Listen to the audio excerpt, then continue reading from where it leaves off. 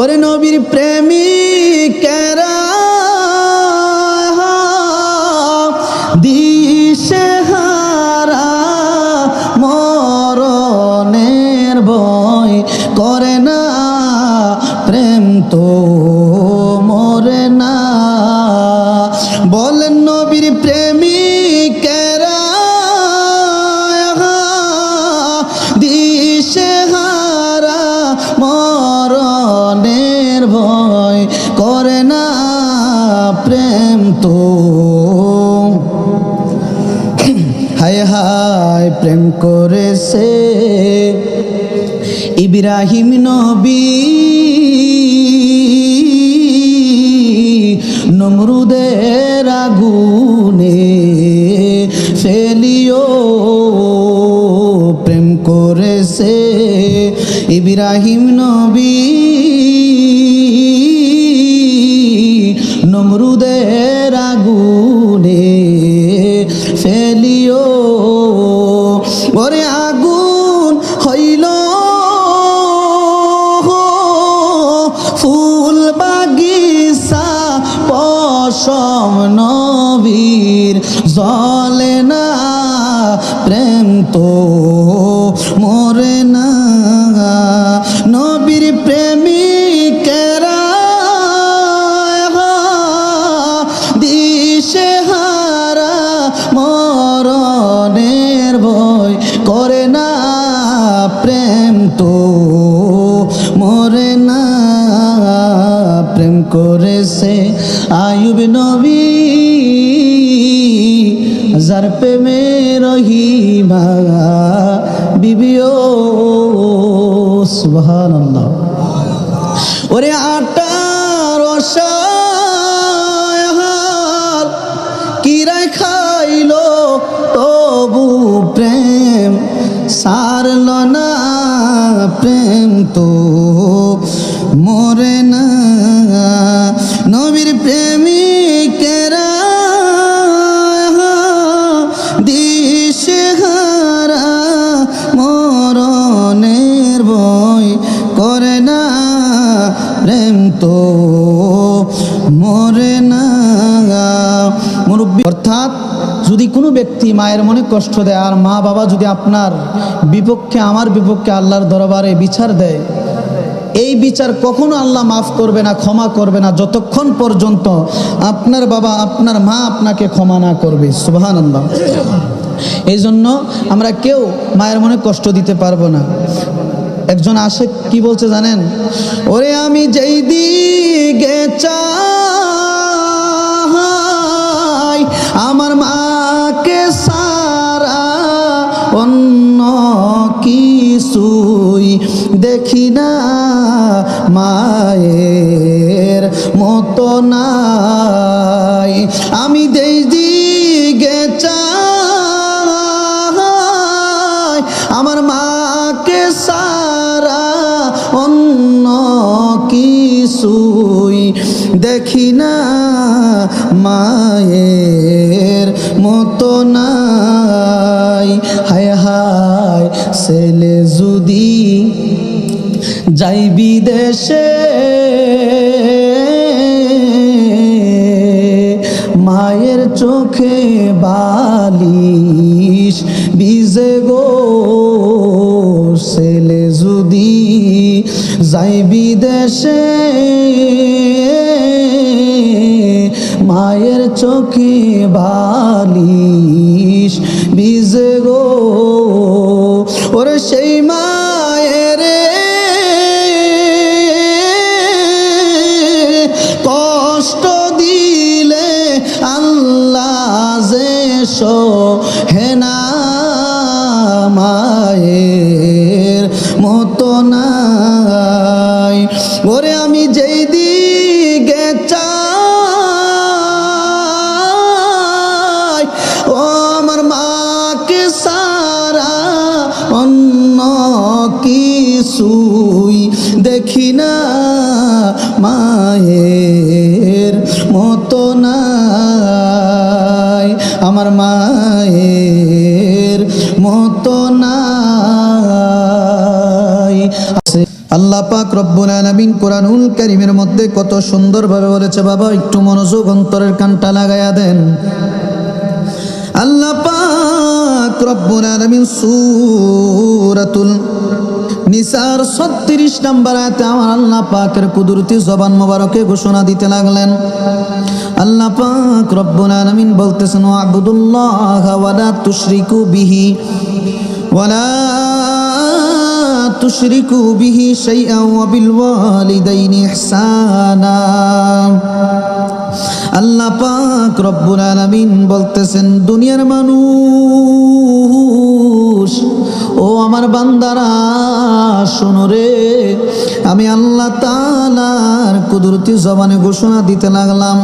আমার আল্লাহ, আপনার আল্লাহ কত সুন্দরভাবে বলতেছেন, এরে আমার মুরব্বী বাবারা, ও আমার টর্কির বাবারা, ও আমার মা বইনারা, যারা মাইকের আমার শোনেন, ভাই সাউন্ডটা কমায় দেবো, যারা মাইকের আমার শোনেন গো মা, দিনের কানটা লাগায়া দেও রে মা। এরে মা,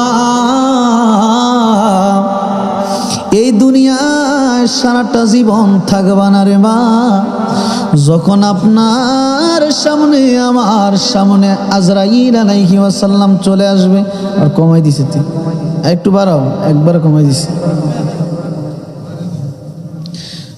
আল্লাহ পাক রব্বুল আলামিন বলেছে, দুনিয়ার মানুষ, পৃথিবীর মধ্যে কেউ থাকবা না, এই দুনিয়া থাকার জায়গা না। মা বাবার সম্পর্কে কথা বলতে চেয়েছিলাম। আমার আল্লাহ কুরআনুল কারীমের সূরাতুন নিসার 36 নম্বর আয়াতে আল্লাহ বলেছেন, ওয়াবুদুল্লাহ ওয়ালা তুশরিকু বিহি শাইআন ওয়া বিল ওয়ালিদাইনি ইহসানা। আল্লাহ পাক রব্বুল আলামিন বলেছেন, দুনিয়ার মানুষ, এটা দেন আমার কাছে দেন, এটা আগে ঠিক করার কথা ছিল আপনার। আল্লাহ পাক রব্বুল আলামিন বলেছেন, দুনিয়ার মানুষে, ও আমার বান্দারা, দুনিয়ার মধ্যে আমি আল্লাহর সাথে কোনো বস্তুকে শরীক করিও না, কোনো বস্তুকে আমি আল্লাহর সাথে শরীক করিও না। শুধু তাই নয়, ও আমার বাবারা, ও আমার মুরব্বীরা, জানেননি আমার আল্লাহ কি বলতেছে? আল্লাহ কিন্তু বলেছেন, ওয়াবুদুল্লাহ ওয়ালা তুশরিকু বিহি শাইআন ওয়া বিল ওয়ালিদাইনি ইহসানা। দুনিয়ার মানুষ, আমি আল্লাহর সাথে কোনো বস্তুকে শরীক করবা না। দ্বিতীয় নম্বরে, ঘরের মধ্যে যে তোমার মা বাবা রয়েছে, ওই মা বাবার সাথে সুন্দর আচরণ করো, সুন্দর ব্যবহার করো। এরে বাজান রে, দিলের কানটা লাগায়া দাও রে বাবা। ও আমার মুরব্বী বাবারা, কবরের কথা স্মরণ করে মাহফিলের মধ্যে বসে যান। এরে আমার যুবক ভাই, আজকে আপনি যুবক, আগামী দিন হইতে পারে দুনিয়ার মায়া ত্যাগ করে কবরের বাসিন্দা হয়ে যাইতে পারেন। আল্লাহ পাক রব্বুল আলামিন কুরআনুল কারীমের মধ্যে বলেছে, মা বাবার সেবা করার জন্য, মা বাবার সাথে সুন্দর সুন্দর ব্যবহার করার জন্য। হায়রে হায়, দিনের নবী রহমাতাল লিল আলামিন নবী কি বলেছে জানেননি? নবীজির একটা সাহাবী, ওই সাহাবীটার নাম হচ্ছে হযরত আবু হুরায়রা রাদিয়াল্লাহু তাআলা আন। মুসলিম শরীফের হাদিস, মুসলিম শরীফের মধ্যে হাদিস খানা রয়েছে। হযরত আবু হুরায়রা রাদিয়াল্লাহু তাআলা আন বর্ণনা করেন, আমার নবী রহমাতাল লিল আলামিন নবীর পাক জবান মোবারকে ঘোষণা দিতে লাগলেন, লা ইয়াজিজি ওয়ালাদুন ওয়ালিদান ইল্লা আইয়াজিদাহু মামলুকান ফায়াশতারিহি ফায়ুতাকুহু। আল্লাহর হাবিব রাহমাতাল লিল আলামিন নবী বলেছেন, দুনিয়ার মানুষ, ও আমার উম্মতেরা, একজন সন্তান কোনোদিন কখনো তার বাবার প্রতিদান দিতে পারে না। সুবহানাল্লাহ। একজন সন্তান তার বাবার প্রতিদান কখনো দিতে পারে না। হায়রে হায়, দিনের নবী রহমাতাল লিল আলামিন নবী আরো বর্ণনা করেন। হযরত আবু হুরায়রা রাদিয়াল্লাহু তাআলা আনহু থেকেই বর্ণিত, তিনি বলেছেন আমার নবী রহমাতাল লিল আলামিন নবী ঘোষণা দিতে লাগলেন। নবী কি বলেছে বাবা গো, অন্তরের কানটা লাগাইয়া দিয়া শুনেন। আমার নবী বলেছেন রগিমা আনফুন সুম্মা রগিমা আনফুন সুম্মা রগিমা আনফুন মান আদরাকা ওয়ালিদাইহি ঈদাল কিবারি আহাদাহুমা আও কিলাইহিমা সুম্মা লাম ইয়াদখুলিল জান্নাহ। এই হাদিস খানা মুসলিম শরীফের মধ্যে রয়েছে। মদিনার নবী বলে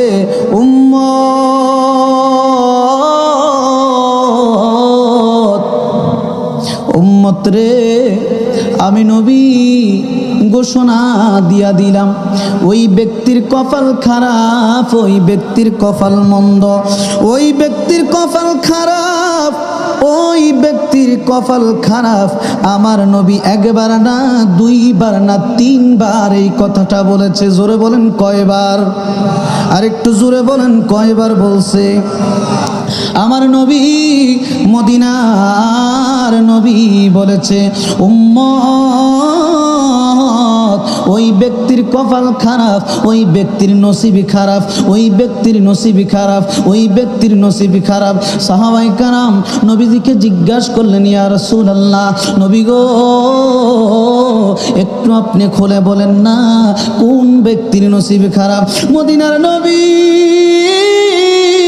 সাহাবায়ে কেরামকে ডাইকা বলে ও আমার সাহাবীরা রে, ওই ব্যক্তির নসিবই খারাপ যেই ব্যক্তির মা বাবা দুনিয়ার বুকে আসে আর মা বাবাকে বৃদ্ধ অবস্থায় পেয়ে যদি মা বাবার সেবার মাধ্যমে জান্নাত হাসিল করতে পারলো না, জান্নাতে প্রবেশ করতে পারলো না, মা বাবার সেবা করতে পারলো না, ওই ব্যক্তির মতো কপাল খারাপ, ওই ব্যক্তির মতো নসিবে খারাপ পৃথিবীর বুকে আর কেউ নাই। মদিনার নবী আপনার জন্য আমার জন্য কত সহজ করে দিয়েছে মা বাবার খেদমত, মা বাবার খেদমত। হায় হায়, আরে আমার নবী কেমন নবী, আমার নবী কেমন ধন আপনার জন্য আমার জন্য। বাজান, যারা নবীর প্রেমিক তারা নবীর প্রেম বুঝে। ওরে নবীর প্রেমিক কেরা দিশেহারা মরণের ভয় করে না, প্রেম তো মরে না। সুবহানাল্লাহ। কি বাজান, খারাপ লাগতেছে? একটু জোরে বলেন সুবহানাল্লাহ। আপনারা যদি আওয়াজ দেন তাইলে মনে করবো যে আপনাদের কাছে ওয়াজ ভালো লাগতেছে, আর যদি সব করে অফ করে বয়ে থাকেন মনে করবো যে ভালো লাগে না, আমি ছাইরা দেব। ওরে নবীর প্রেমিকেরা দিশেহারা মরণের ভয় করে না, প্রেম তো মরে না। বলেন নবীর প্রেমিকেরা দিশেহারা মরণের ভয় করে না, প্রেম তো হায় হায় প্রেম করেছে ইব্রাহিম নবী নমরুদের আগুনে ফেলিও, প্রেম করেছে ইব্রাহিম নবী নমরুদের আগুনে ফেলিও। ওরে আগুন হইল ফুল বাগিচা পশম নবীর জ্বলে না, প্রেম তো মরে না। নবীর প্রেমিকেরা দিশেহারা মরণের ভয় করে না, প্রেম তো মরে না, প্রেম করেছে যুবি নবী যার প্রেমে রহিমা বিবিও সুবহানাল্লাহ। ওরে আটার রসায়হার কিরায় খাইলো তবু প্রেম সারল না, প্রেম তো মরে না। নবীর প্রেমিকেরা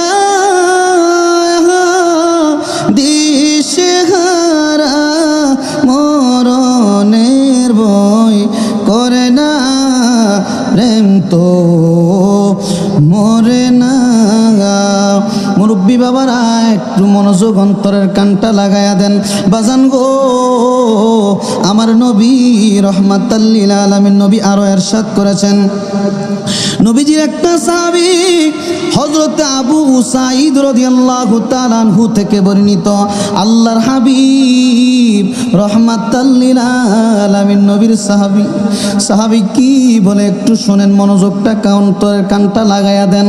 সাহাবায়ে কেরাম বলতেছেন, ইযি জাআহু রাজুলুম মিন বানি সালামাতা ফাকালা ইয়া রাসূলুল্লাহি সাল্লাল্লাহু আলাইহি ওয়াসাল্লাম হাল বাকিয়া মিন বাররি আবওয়াইয়া শাইউন আবাররুহুমা বিহি বাদা মাউতিহা ক্বালা নাম আস-সালাতু আলাইহিমা ওয়াল ইস্তিগফারু লাহুমা ওয়া ইনফাযু আহদিহিমা মিন বাদিহিমা ওয়াসিলাতুর রিহমিল্লাতি লা তুসালু ইল্লা বিহিমা ওয়া ইকরামু সাদিকিহিমা।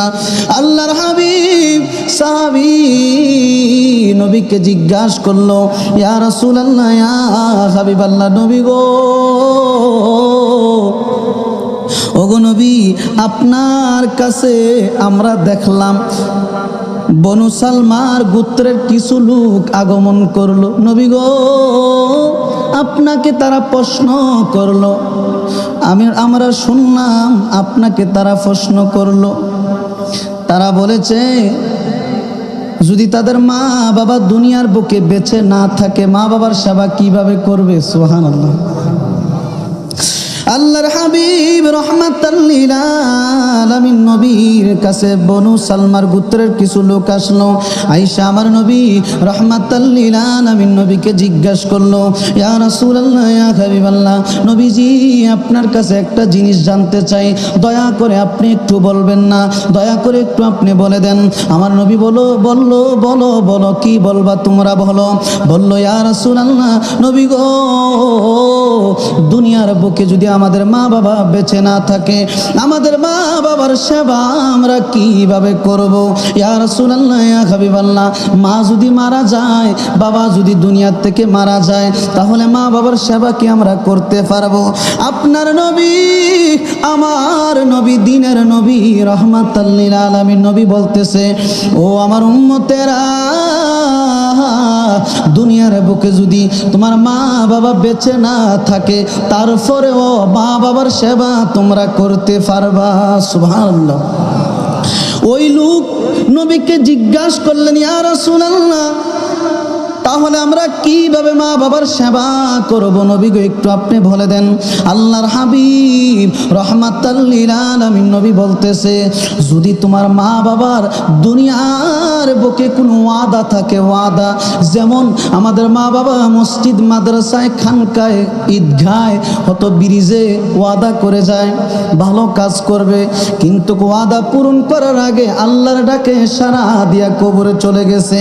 আমার নবী, মদিনার নবী রহমাতাল লিল আলামিন নবী বলতেছে, যদি তোমার মা বাবা দুনিয়ার বুকে কোনো ওয়াদা করে যায়, ওই ওয়াদা তুমি সন্তান হিসাবে পূরণ করো, তাহলে তোমার মা বাবার সেবা করা হবে। জোরে বলেন সুবহানাল্লাহ।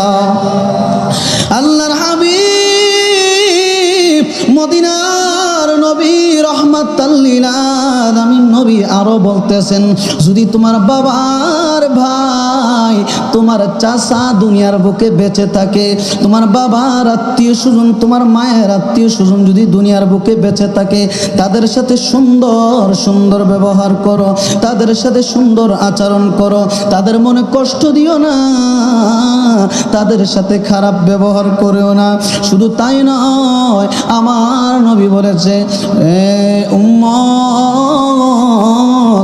তোমার মা বাবার জন্য তওবা করে বেশি বেশি করে আল্লাহর দরবারে দোয়া করো। সুবহানাল্লাহ। তাহলে তোমাদের মা বাবার সেবা করা হবে। আল্লাহর হাবিব রাহমাতাল লিল আলামিন নবী, আমার নবী রাহমাতাল লিল আলামিন নবী থেকে আরেকটা হাদিস খানা বর্ণিত। আমার নবী বলেছেন, আলা উনাব্বিকুম বিআকবারিল কাবাইরি সালাসা। আমার নবী সাহাবাই কেরামকে বললেন, ওগো আমার সাহাবাই কেরাম, দুনিয়ার সবচেয়ে বড় অপরাধ সম্পর্কে কি তোমাদেরকে অবগত করব না? সুবহানাল্লাহ। আমার নবী তিনবার এই কথাটা বলেছে, আমি কি তোমাদেরকে দুনিয়ার সবচেয়ে বড় অপরাধ সম্পর্কে অবগত করব না? সাহাবায়ে কেরাম নবীজির কাছে আরজ করলেন, কুল্না বালা ইয়া রাসূলুল্লাহ, ওগো আল্লাহর হাবিব, দুনিয়ার মধ্যে সবচেয়ে বড় অপরাধ কোন জিনিসটা? মদিনার নবী ইরশাদ করেছেন, ক্বালা আল ইশরাকু বিল্লাহি ওয়া উকুকুল ওয়ালিদাইনি ওয়া কানা মুত্তাকিয়ান ফাজলাসা ফাকালা আলা ওয়া কুলুজ জুরি ওয়া শাহাদাতুজ জুর। আল্লাহর হাবিব বলতেছেন, যদি কোনো ব্যক্তি আমার আল্লাহর সাথে শরিক করে সবচেয়ে বড় গুনাহ হচ্ছে এটা, সবচেয়ে বড় অপরাধ হচ্ছে এটা। আর আমার আল্লাহ পাক রব্বুল আলামিনের হাবিব আরো বলেছেন, যদি কোনো ব্যক্তি মা বাবার সাথে খারাপ আচরণ করে, খারাপ ব্যবহার করে, সবচেয়ে বড় অপরাধ হচ্ছে এইটা। আমার নবী এতক্ষণ পর্যন্ত হেলান অবস্থায় ছিলেন, হেলান থেকে উঠে সাবধান করে একটা শব্দ করলেন। আমার নবী বলল, যদি কোনো ব্যক্তি মিথ্যা কথা বলে, এটা কবিরা গুনাহ, মিথ্যা কথাও বলা যাবে না। হাই রে হাই, ও আমার বাবা একটু মনোযোগ। আল্লাহর হাবিবের সাহাবী হযরতে আব্দুল্লাহ ইবনে ওমর রাদিয়াল্লাহু তাআলা আনহু থেকে বর্ণিত, তিনি বলেছেন, আল্লাহর হাবিব ইরশাদ করেছেন, যদি কোনো ব্যক্তির মা বাবা কোনো ব্যক্তির প্রতি অসন্তুষ্ট থাকে, আল্লাহর হাবিব বলেছেন স্বয়ং আল্লাহ তার প্রতি অসন্তুষ্ট থাকবে। যদি কোনো সন্তানের প্রতি মা বাবা রাজি খুশি থাকে, আল্লাহও তার প্রতি রাজি খুশি থাকবো। বাবারে, ও আমার মুরব্বী বাবারা, দিলের কানটা লাগায়া দেন। নবীজির আরেকটা সাহাবী হযরত আবু বকর রাদিয়াল্লাহু তাআলা আনহু হতে বর্ণিত, আল্লাহর হাবিব ইরশাদ করেছেন, আমার নবী বলেছেন, কুল্লু যুনুবি ইয়াগফিরুল্লাহু মিনহা মা শা আল্লাহু ইল্লা হুকুকুল ওয়ালিদাইনি ফাইন্নাহু ইউআজ্জিলু লিসাহিবি ফিল হায়াতি ক্বাবলাল মাউত। মদিনার নবী ইরশাদ করেছেন, প্রত্যেক অপরাধের মাধ্যমে যদি কোনো ব্যক্তিকে চায়, আমার আল্লাহ ক্ষমা করতে পারে, কিন্তু আমার আল্লাহ ওই ব্যক্তিকে কোনোদিন ক্ষমা করবে না। সাহাবায়ে কেরাম নবীকে বললেন, ইয়া রাসূলুল্লাহ, কোন ব্যক্তিকে আমার আল্লাহ ক্ষমা করবে না? আমার নবী রাহমাতাল লিল আলামিন নবী ইরশাদ করেছেন, কোন ব্যক্তি যদি মা বাবার অবাধ্য, মা বাবার সাথে অপরাধ করে, মা বাবার মনে কষ্ট দেয়, আমার আল্লাহ কখনোই ওই লোককে ক্ষমা করবে না, ওই বান্দাকে ক্ষমা করবে না। দুনিয়াতে মৃত্যুর পূর্বে আল্লাহ তাকে শাস্তি দিয়ে মৃত্যু দিবে। হায় হায় বাজান, একটু মনোযোগ, অন্তরের কান লাগান। আল্লাহর হাবিব রাহমাতাল লিল আলামিন নবীর আরেকটা সাহাবী হযরতে আব্দুল্লাহ ইবনে আব্বাস রাদিয়াল্লাহু তাআলা আনহু হতে বর্ণিত, তিনি বলেন আল্লাহর হাবিব রাহমাতাল লিল আলামিন নবী ইরশাদ করেছেন, যদি কোনো নেক সন্তান নেক নজরে মায়ের দিকে একবার দৃষ্টি দেয়, মায়ের চেহারার দিকে একবার তাকায়, আল্লাহর হাবিব রাহমাতাল লিল আলামিন নবী বলে নেক সন্তান মায়ের দিকে একেবার চাওয়ার কারণে আমার আল্লাহ কবুল হজের সওয়াব তার আমলনামায় লেখা দেয়। সুবহানাল্লাহ। শুধু তাই নয়, সাহাবায়ে কেরাম আল্লাহর হাবিবকে জিজ্ঞাসা করলেন, ইয়া রাসূলুল্লাহ, ইয়া হাবিবাল্লাহ, ওই নেক সন্তান যদি দৈনিক মায়ের দিকে 100 বার তাকায় গো নবী, আমার আল্লাহ কি 100টা হজ তার আমলনামায় দিবে? মদিনার নবী সাহাবায়ে কেরামকে ডাইকা বলল, আমার সাহাবায়ে কেরাম শোনো রে, শোনো শোনো শোনো, আমি রাহমাতাল লিল আলামিন নবী ইরশাদ করলাম, দৈনিক 100 বার যদি তিনি এক নজরে তার মায়ের চেহারার দিকে তাকায়, আমি নবী বলে গেলাম তার আমলনামায় আমার আল্লাহ কবুল হজের সওয়াব 100টা দান করবে। সুবহান। শুধু তাই নয়, আল্লাহর হাবিব রাহমাতাল লিল আলামিন নবী কত সুন্দরভাবে আরো বলেছেন, আল্লাহর হাবিব বলেছেন, যদি কোনো ব্যক্তি মা বাবার ঋণ পরিশোধ করতে চায়, কখনো করতে পারবে না। একটা সাহাবী রাহমাতাল লিল আলামিন নবীর দরবারে আসলেন, আয়েশা বললেন, ইয়া রাসূলুল্লাহ, ইয়া হাবিবাল্লাহ, নবী গো, ও নবীজি, ও নবীজি, আমার বাবা আমার সম্পদ, আমার জায়গা জমিন ব্যবহার করতে চায়। নবী গো, আমার বাবাকে আমি কিভাবে এখন নিষেধ করব? আমার নবী কি বলে জানেন? সাবধান। এখন বর্তমান সমাজের মধ্যে অনেক মানুষ আছে যারা মা বাবাকে কষ্ট দেয়, মা বাবার ঘরে মা বাবাকে থাকতে দেয় না। কথা বলেন ঠিক কিনা? আছে না? আসেন এরকম? আমার নবীজির কাছে একটা লোক গেছে, যায়া বলছে, ইয়া রাসূলুল্লাহ, আমার বাবা আমার যে সম্পদ আছে এগুলো আমার নিজের বাবার মতন করে ব্যবহার করতে চায়, এখন কি করতে পারি? আমার নবী বলে, সাবধান, তোমার বাবার কারণে তুমি দুনিয়াতে আসছো। সুবহানাল্লাহ। তোমার বাবার কারণে তুমি দুনিয়াতে আসছো, অতএব তোমার বাবাকে বাধা দিতে পারবা না। বাজান, মনোযোগ অন্তরের কানটা লাগায়া শুনেন, মা বাবার কথা বলতে চেয়েছিলাম। আল্লাহর হাবিব রাহমাতাল লিল আলামিন নবী বলেছে, যদি কোনো ব্যক্তির প্রতি বাবাই খুশি থাকে, আল্লাহও তার প্রতি খুশি থাকে। হায় রে হায়, মা বাবার চেহারার দিকে একবার যদি নেক নজরে তাকান, আল্লাহ পাক একবার নেক নজরে তাকার কারণে একটা কবুল হজের সওয়াব আপনারা আমার আমলনামায় লেখা দেয়। বাজান, ও আমার টরকির বাবারা, হযরতে আব্দুল কাদের জিলানী রাদিয়াল্লাহু তাআলা কেমন আল্লাহর ওলি ছিলেন। উনি বাগদাদের জমিনে আসরের নামাজ পড়ার জন্য ওযু বানায়, আসরের নামাজের জন্য ওযু বানায়।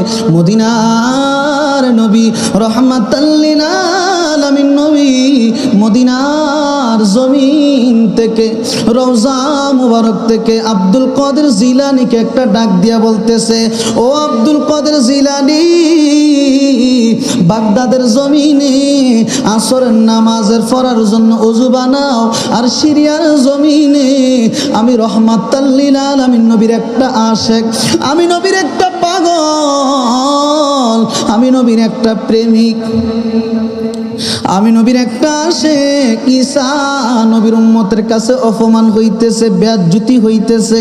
ও আব্দুল কাদের জিলানী,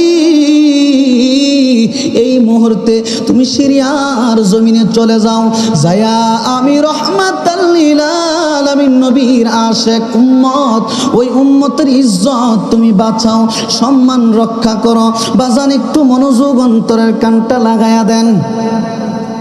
আমার নবী রহমাতাল লিল আলামিন নবী গৌসে পাককে আদেশ করলেন, হযরতে আব্দুল কাদের জিলানী সাথে সাথে বাগদাদের জমিন থেকে সিরিয়ার জমিনে চলে গেল। যেই সময় প্লেন ছিল না, হেলিকপ্টার ছিল না। হায় রে হায়, আল্লাহর ওলিরা কেমন, আল্লাহর ওলিদেরকে আল্লাহ কেমন পাওয়ার দিয়েছে। আমি কিন্তু মা বাবার আলোচনা করতেছি।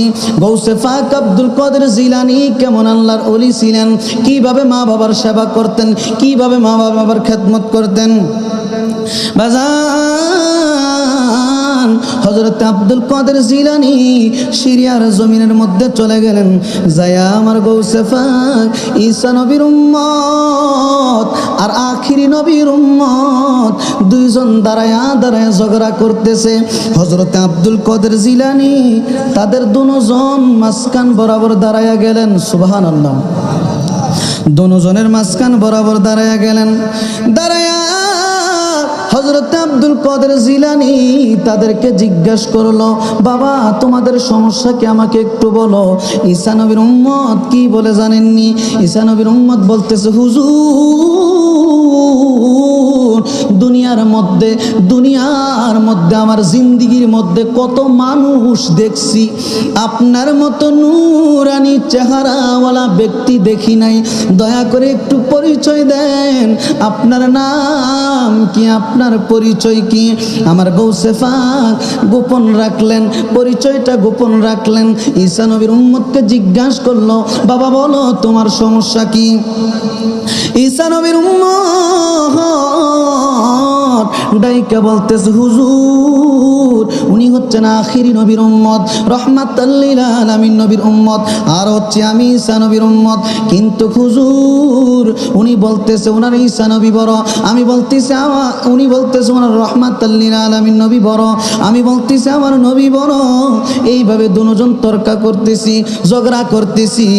আমার গৌসে পাক আব্দুল কাদের জিলানী রাদিয়াল্লাহু তাআলা তাদেরকে দুজনকে বলল, আপনারা চুপ থাকেন, আমি এক একজনকে এক একটা প্রশ্ন করব, দেখি কার উত্তর সঠিক হয়।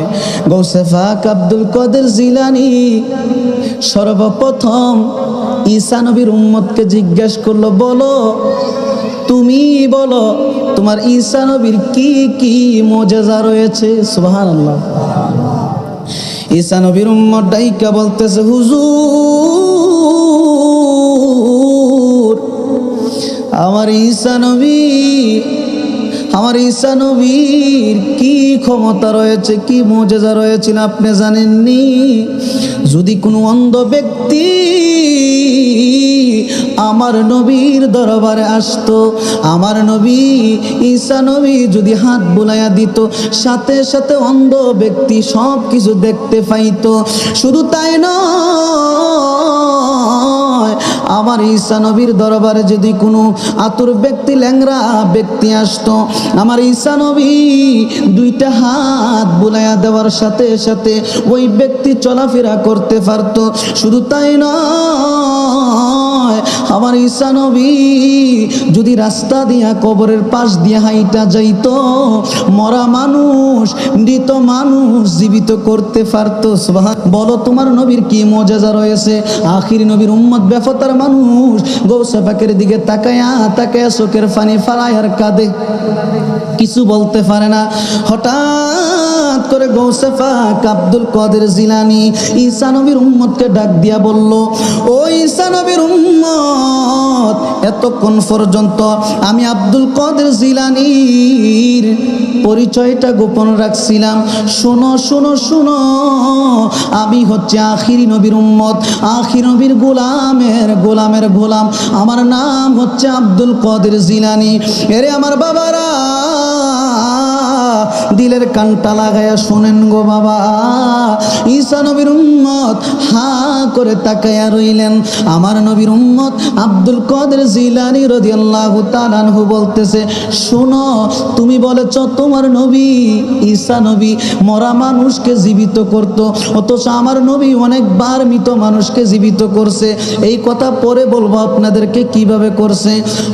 গৌসে পাক আব্দুল কাদের জিলানী ঈসা নবীর উম্মতকে ডাইকা বলতেছে, আমি কিন্তু নবীর গোলামের গোলাম, আমি কিন্তু কোনো সাহাবী না, কোনো নবী রসুল না, তাবিঈন না, আমি হচ্ছি আমার নবীর একটা নগণ্য গোলাম।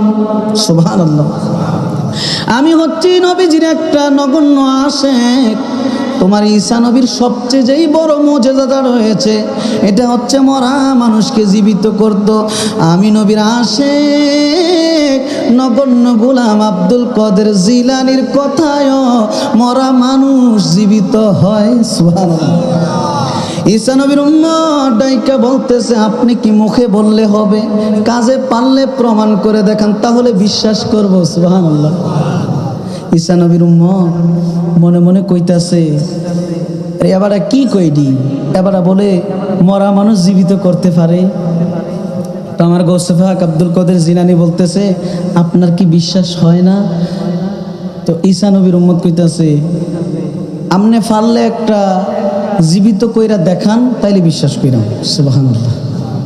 তো আমার গৌসে পাক কি বলছে, যে ঠিক আছে, আপনি যেই কোন একটা কবরের সামনে আমাকে নিয়ে যান, দেখি আমি জীবিত করতে পারি কিনা। সুবহানাল্লাহ। আর একটু জোরে বলেন সুবহানাল্লাহ। তো হযরতে আব্দুল কাদের জিলানীকে ঈসা নবীর উম্মত এমন একটা কবরের সামনে নিয়ে গেছে, জানেন, উনি মনে মনে ভাবতেছে যে ওনাকে এমন একটা কবরের পাশে নিয়ে যাব, যেই কবরের মধ্যে যে লাশটা শায়িত, উনি বহুত আগে মৃত্যুবরণ করছে, যাতে করে উনি জীবিত না করতে পারেন।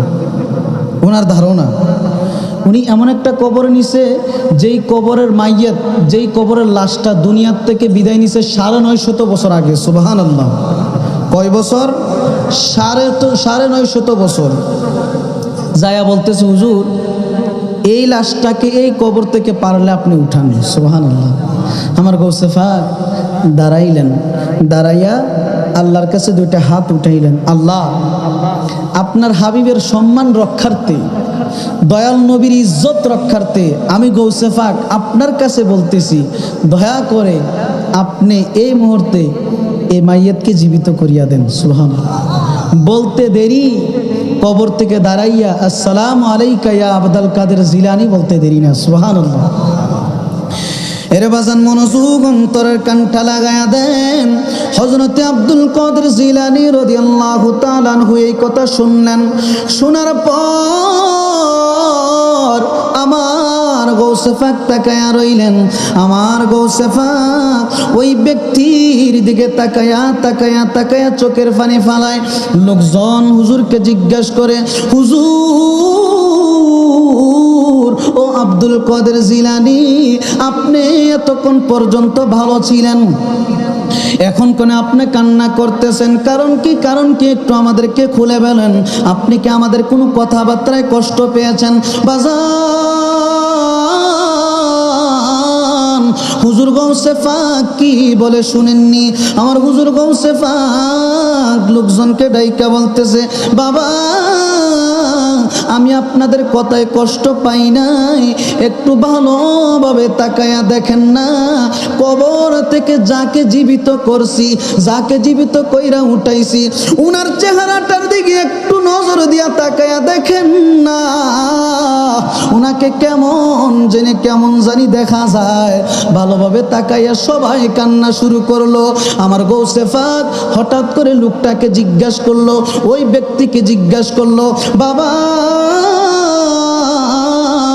দয়া করে তুমি বলো না, তোমার নাভি থেকে পায়ের তালু পর্যন্ত ফুরতে ফুরতে ফুরতে ফুরতে সারখার হইয়া গেছে, আংরা হইয়া গেছে, নাভি থেকে মাথার তালু পর্যন্ত ভালো আছে, ব্যাপার কি বুঝলাম না, একটু খুলে বলো। সুবহানাল্লাহ।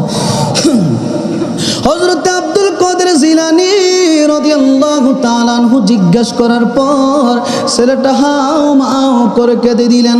বললেন, হুজুর,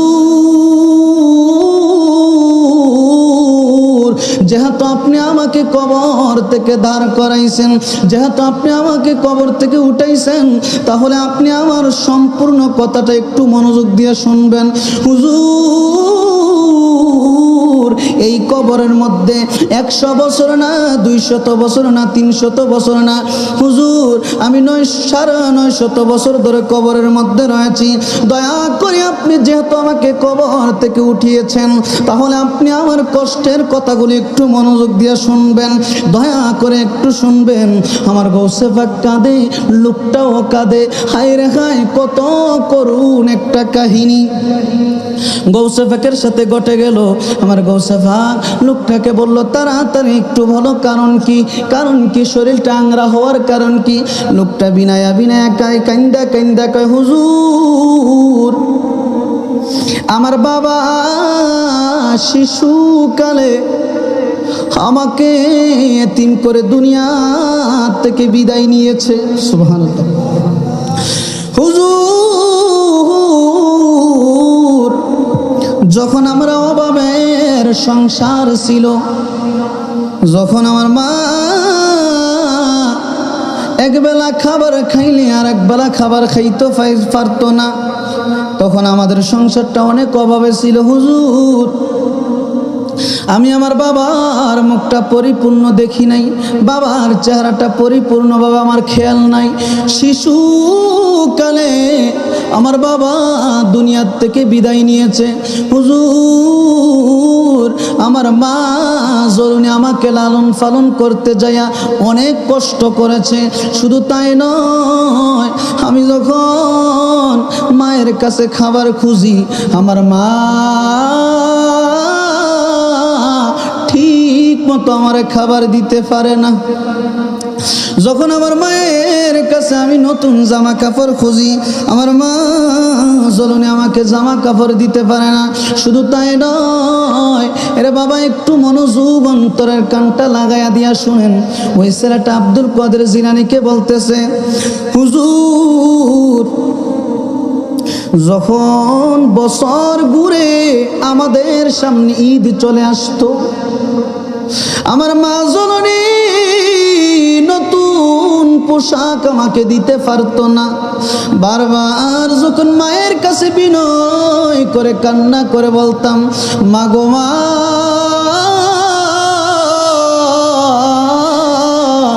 তাকায়া দেখো না, এলাকার সমস্ত ছেলেরা নতুন কাপড় পরিধান করে, নতুন পোশাক পরে ঈদগাহে যায়। আমার কি মন চায় না গো মা, আমি একটা নতুন পোশাক পরে ঈদগাহে যাব। হুজুর ওই সময় আমার মা কান্না করতে করতে আমি দেখছি, আমার খেয়াল আছে, আমার মা দরজা বাড়ি দিয়া কান্না করতে করতে বেহুশ হয়ে গেছে। ওরে মায়ের কান্দন যাব দে জীবন, 2-4 মাস বোনের কান্দনে রে, ওরে ঘরের ফুরি বাইরের কান্দনে কয়েক দিন পরে থাকে না। দুঃখের দরদি আমার জনম দুঃখী মা, দুঃখের দরদি আমার জনম দুঃখী মা। বাবা একটু মনোযোগ অন্তরের কানটা লাগাই দিয়ে শুনেন। ওই ছেলেটা বলতেছে, হুজুর যখন বছর ঘুরে আমাদের মাঝে ঈদ আসতো, আমার মা জননী আমাদেরকে ভালো একটা পোশাক দিতে পারতো না।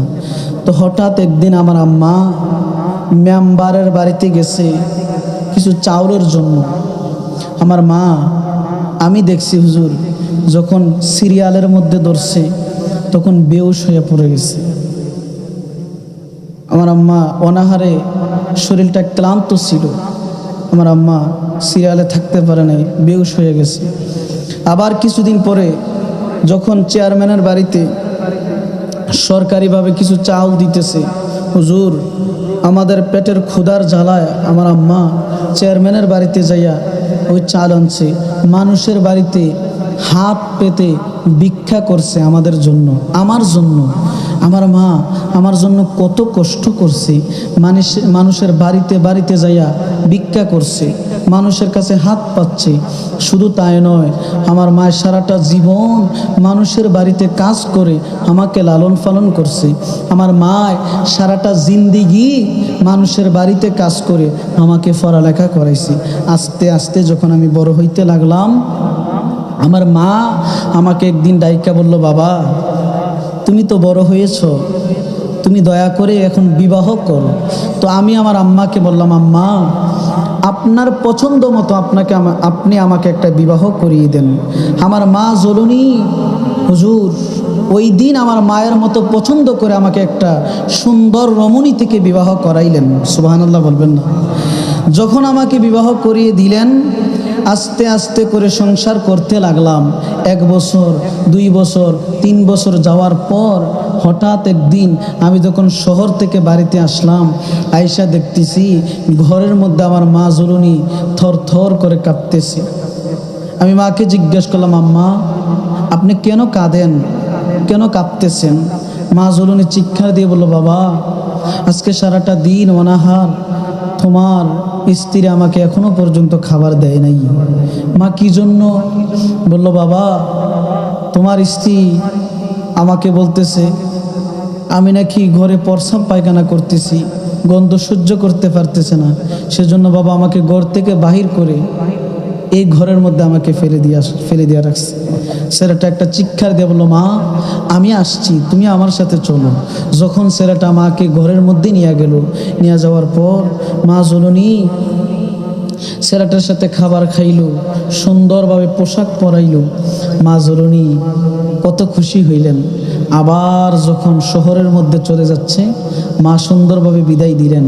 হঠাৎ করে আবার কিছুদিন পরে আসছে, আয়েশা দেখতেছে বৃদ্ধ মায়ের সাথে অনেক ঝগড়া করতেছে। বাবা একটু মনোযোগ, অন্তরের কানটা লাগাইয়া দেন।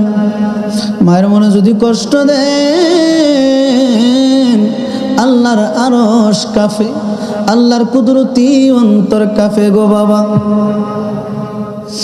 মা জননী ছেলের জন্য অপেক্ষা করতেছে, কখন আমার জাদুদুন ঘরের মধ্যে আসবে।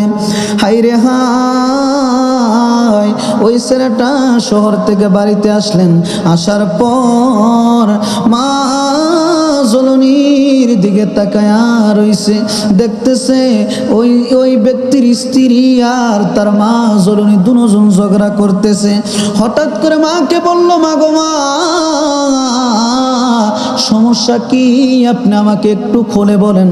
মা জননী কেঁদে কেঁদে সন্তানকে বলল, বাবা তোমার আদরের স্ত্রী আমি মা জননীর গায়ে বারবার হাত তুলছে রে বাবা। বাবা রে আমি তোমার কাছে বিচার দিতে চাই না, দয়া করে তোমার স্ত্রীকে তুমি কোনো কিছু বলবা না। মা জননী ভয়ে কাঁপতেছে, সন্তানের ভয়ে, ওই সন্তানের স্ত্রীর ভয়ে। বাজান দিলের কানটা লাগায় একটু শোনেন। ওই ছেলেটা আমার আব্দুল কাদের জিলানীর কাছে দুঃখের কথাগুলো বলতেছে। আমার গৌসে পাক বলল, তারপরে কি হয়েছে? ছেলেটা বলল, হুজুর ওই সময় আমার মাকে আমি সুন্দরভাবে বুঝাইয়া দিলাম, স্ত্রীকে আমি বুঝাইয়া দিলাম, দুজনকে দুই দিকে ফিরাইয়া দিলাম। হুজুর কিছুদিন আমি বাড়িতে থাকলাম, হঠাৎ করে আমি ঘর থেকে বাইর হয়ে একটু বাহিরে গেলাম। যখন আমি ঘরে আসলাম, আসা মাত্র দেখতেছি আমার সুন্দরী রমণী স্ত্রী বিনায়া বিনায়া কাঁদতেছে। আমি সহ্য না করতে পেরে আমার স্ত্রীকে জিজ্ঞাসা করলাম, কেন তুমি কাঁদো, কেন কাঁদো? আমার স্ত্রী ডাইকা বলতেছে, স্বামী যদি আমার নিয়ে সংসার করতে চাও, যদি আমার সাথে সারাটা জিন্দেগি কাটাইতে চাও, তাহলে তোমার এই মাকে ঘর থেকে বাহির করতে হবে। শুধু তাই নয়, তোমার মার আজকে বিচার করতে হবে। এই মুহূর্তে আমি আমার বাবার বাড়িতে চলে যাব, তোমার ভাত খাইব না, তোমার সংসার করব না। এই কথা বলে যখন ঘর থেকে বাইর হয়ে গেলেন, ছেলেটা না বুঝতে পেরে মাথাটা একেবারে গরম হয়ে গেছে। যখন স্ত্রীর মায়ায় পড়ে কিছু না বুঝতে পেরে মা জননী বৃদ্ধ অবস্থায় সারাদিন অনাহার, পেটের ক্ষুধায় কাঁপতেছে, পেটের ক্ষুধায় একেবারে কাতর হইয়া রইছে রে বাজান। এই মুহূর্তে ওই সন্তান কি করছে জানেননি? স্ত্রীর মায়ায় পড়ে মা জননী বুক বরাবর একটা লাথি মেরে দিছে। যখন মায়ের বুক বরাবর লাথি মারছে, মা জননী কাঁদতে কাঁদতে কাঁদতে কাঁদতে পেটের ক্ষুধা নিয়া গলা কাটা মুরগার মতো ছটফট ছটফট করে দুনিয়া থেকে বিদায় নেওয়ার আগ মুহূর্তে আল্লাহর কাছে দুইটা হাত পেতে বলছে, আল্লাহ,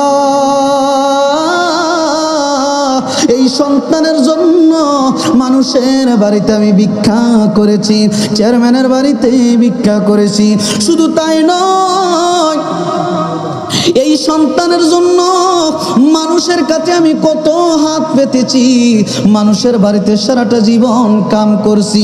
আল্লাহ, আমার এই মুহূর্তে আমি চলতে পারি না, খাইতে পারি না। আল্লাহ, এই মুহূর্তে আমার সন্তান আমাকে দুনিয়া থেকে বিদায় করে দিল একটা লাথি মেরে। আমি অনাহার, আমার পেটের মধ্যে অনেক ক্ষুধা লেগেছে গো আল্লাহ, মনে হয় আমি বাঁচবো না, বাঁচবো না। আল্লাহ, মরার আগ মুহূর্তে আমার এই সন্তানের জন্য তোমার দরবারে একটা দোয়া করতে চাই। আল্লাহ, এই সন্তানকে সারাটা জিন্দিগি ভর জাহান্নামের আগুনে তুমি ফুরাইও। আল্লাহ, তুমি জাহান্নামের আগুনে তারে ফুরাইও, জান্নাতের মুখ তারে দেখাইও না। হুজুর ও আব্দুল কাদের জিলানী আমার মা জননী আমার জন্য এই বদদোয়া করেছে, আমার জন্য এই কুদোয়া করেছে, এই জন্য আমার আল্লাহ পাক রব্বুল আলামিন আমাকে 950 বছর ধরে জাহান্নামের আগুনে ফুরাইতেছে। বাজানের ও আমার যুবক ভাইয়েরা, যারা মাইকের আওয়াজ শুনুন গো ভাই, ও আমার মুরব্বী বাবারা, ও আমার যুবক ভাইরা, মায়ের মনে কষ্ট দিয়েন না, বাবার মনে কষ্ট দিয়েন না। মা জননী আল্লাহর দরবারে বদদোয়া করেছে, আল্লাহ, এই সন্তান আমার মনে কষ্ট দিয়েছে, শুধু তাই নয়, আমার বুক বরাবর লাথি মারার কারণে আমার মনে হয় আমার কলিজাটা ছিঁড়ে পেটের মধ্যে পড়ে গেছে। আল্লাহ, জাহান্নামের আগুনে তারে ফুরাইও, জান্নাতের মুখ তারে দেখাইও না। হুজুর, আমার মা আমার জন্য এই দোয়া করে গেছে, এই জন্য জাহান্নামের আগুনে ফুরতে ফুরতে ফুরতে ফুরতে আমার নাভি থেকে পায়ের তালু পর্যন্ত আংরা হয়ে গেছে, ছাই হয়ে গেছে। দয়া করে মেহেরবানি করে হুজুর গো, আমাকে আপনি কবরের মধ্যে দিবেন না। আপনার কাছে আমি একটা আরজ করতে চাই, একটা নিবেদন করতে চাই, আপনার কাছে একটা আবদার করতে চাই। আল্লাহর হস্তে দয়া করে আমার কবরের পাশে আমার মা জননীর কবর রয়েছে, দয়া করে হুজুর মেহেরবানি করে আমার মাকে আপনি কবর থেকে জীবিত করেন। সুবহানাল্লাহ। এরে বাজান, মা জননীকে হযরতে আব্দুল কাদের জিলানী জীবিত করলেন। মা জননী দাঁড়াইলেন, দাঁড়ানোর পর সন্তানের চেহারাটা দেখা মাত্র মা জননীর সাথে সাথে মুখটা ঘুরাইয়া ফেললেন। হযরতে আব্দুল কাদের জিলানী মাকে ডাইকা বলল, মা গো মা, মুখটা কেন ঘুরাইয়া ফেললেন? হঠাৎ করে মা চোখের পানি ফালায়া ফালায়া কাঁদে আর বলে, বাবা আব্দুল কাদের জিলানী, এই সন্তানের জন্য বুঝছি তুমি সুপারিশ করবা, এই সন্তানের জন্য আমি মায়ের কাছে কোনো আবেদন করবা না। এই সন্তান দুনিয়ার বুকে আমাকে অনেক কষ্ট দিয়েছে, অনেক আঘাত দিয়েছে, অনেক কষ্ট দিয়েছে, শুধু তাই নয়, তার আঘাতের কারণে আমি মা জননী দুনিয়া থেকে বিদায় নিয়েছি। আমি আল্লাহর দরবারে বদদোয়া দিয়েছি, এজন্য জাহান্নামের আগুনে ফুরে, এই জন্য জাহান্নামের আগুনে ফুরতেছে। গৌসে পাক আব্দুল কাদের জিলানী ডাইকা বলতেছে, মাগো মা, আপনি যদি আপনার সন্তানকে ক্ষমা না করেন গো মা, আমার আল্লাহ কষ্টিমকালেও আপনার সন্তানকে ক্ষমা করবে না। সারাটা জিন্দেগি কিয়ামত পর্যন্ত আপনার সন্তান জাহান্নামের আগুনে ফুরতে থাকবে। মাগো মা, দয়া করে আপনার সন্তানকে আপনি ক্ষমা করে দেন। মহিলাটা ডাইকা বলে, হুজুর যত মুখে বলি অন্তর থেকে আমার মাফ শব্দটা আসতেছে না। হুজুর দয়া করে আমাকে আপনি আবার কবরে শোয়া দেন, আমার কবরে আমাকে রেখে দেন।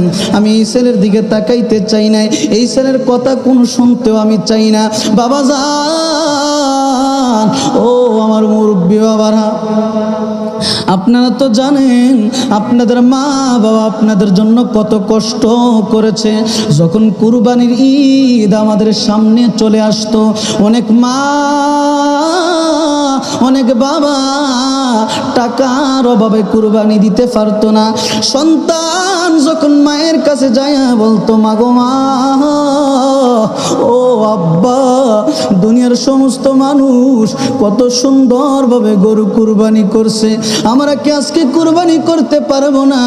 এই শব্দটা যখন সন্তান বাবার কাছে মায়ের কাছে বলেছে, মা জননী পাগলের মতো হাউমাউ করে সন্তানের মহব্বতে কেঁদেছে। বাবা, আজকে আপনি আপনার মা বাবার জন্য কতটুকু কেঁদেছেন, আপনার মায়ের জন্য আপনি কতটুকু আল্লাহর দরবারে দোয়া করছেন, আপনার মাকে আপনি কতদিন স্মরণ করছেন, আপনার মার কথা আপনি কতদিন মনে রাখছেন। হায় রে হায়, দিলের কানটা লাগায়া দেন।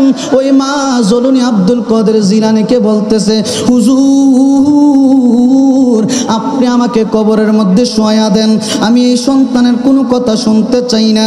সাথে সাথে আমার গৌসে পাক আব্দুল কাদের জিলানী কি করছে জানেননি? লোকজনকে বলছে, বুঝতে পেরেছি এই মা কখনো সন্তানকে ক্ষমা করবে না। যদি মায়ের মনে মায়া থাকে, মায়ের মনে যদি দয়া থাকে, এখনই প্রমাণ হবে, এখনই প্রমাণ হয়ে যাবে। যখন আমার গৌসে পাক আব্দুল কাদের জিলানী মায়ের সামনে সন্তানের শরীরের মধ্যে আগুন লাগায়া দিতে গেল, মা জননী একটা চিৎকার দিয়া বলতেছে, হুজুর আমার সন্তানকে আমি আল্লাহর হস্তে অন্তর থেকে ক্ষমা করে দিয়েছি। হুজুর আমার সন্তানকে আপনি জ্বালাইবেন না, আগুনে ফুরাইবেন না, আল্লাহ যেন আমার সন্তানকে ক্ষমা করিয়া দেয়। সাথে সাথে আমার আল্লাহ মার বদদুয়া ফিরাইয়া নিলেন, সন্তানকে জান্নাত দিলেন।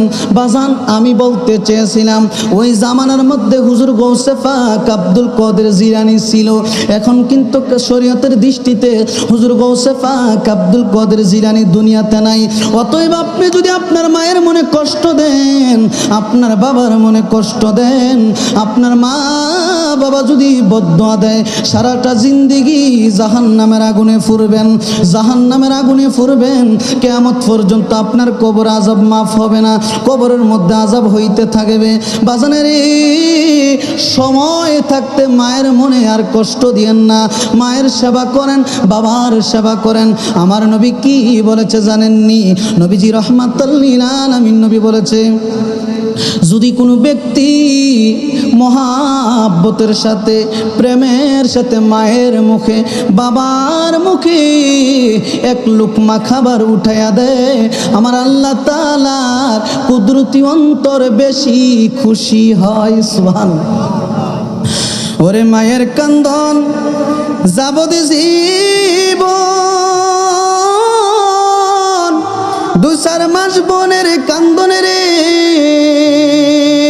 ওরে ঘরের ফরি বাইরের কান্দন কয়েক দিন পরে থাকে না। দুঃখের দরদি আমার জনম দুঃখী মা, গর্ভধারিণী মা, জনম দুঃখিনী মা, দুঃখের দরদি আমার জনম দুঃখী মা।